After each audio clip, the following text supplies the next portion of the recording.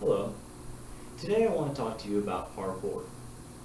Parkour has been practiced around the world for so long that nobody can truly trace it back to where it all began. I will start where it was first documented in written history. It was first witnessed and utilized by the French. Two people in particular, Jan Hinatra and David Bell, are believed to be the founders for the modern day art. Both founders were military and used parkour as a military-based training. As a result of this training, the obstacle course was created. I am an avid tracer, or practitioner of parkour. I started my preteen years, approximately 11 to 12 years of age, and it was a rough start at first, and I didn't exactly know what to do. But I started with the roll, which is the most basic step of parkour. With the roll, first you must learn how to fall properly. Then, once you perfected the roll, you can make the most klutzy moves look good, and they can be a lot less painful. As I continued to practice, I noticed I continued to get better at the art. My first year in the military, I met a good group called VTA, or Virginia Tracers Association, which has just been acknowledged as an official American Parkour Association group.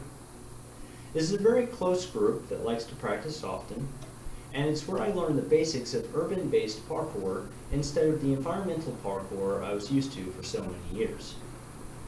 This group is where I also learned the side flip and perfected the wall run. Currently, I practice with GUPK, or Guam Parkour. This group is where the tracer Billy Navarrete from American Ninja Warrior originates from. This is also a very close group that enjoys learning new techniques. Now, many of you may have heard of free running. There is a slight difference between parkour and free running. Parkour is the art of movement from point A to point B as quickly and efficiently as possible. Free running is very similar to parkour, but it's for more aesthetic reasons and not to get to a certain place. From my experiences, most people define them differently only based on what they can do. For example, people who call themselves free runners typically can do flips and flashy tricks, but may not be able to easily traverse obstacles.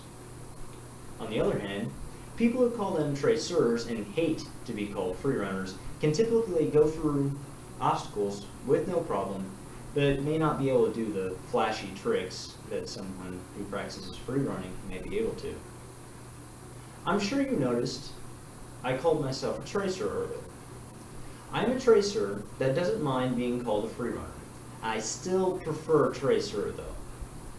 Basically, I can do both aspects and enjoy combining the two arts. Many people around the world are starting to practice parkour. There are also many people that do not have a true belief in the art, and these people typically give true parkour practicers a bad name. These are the tracers that graffiti up the sides of buildings and maybe trespass without permission on construction properties. But most tracers have the mentality of leaving the place where you practice better than it was when they got there. And usually, they're very community oriented. These are a few still shots of my wall flip and my wall up.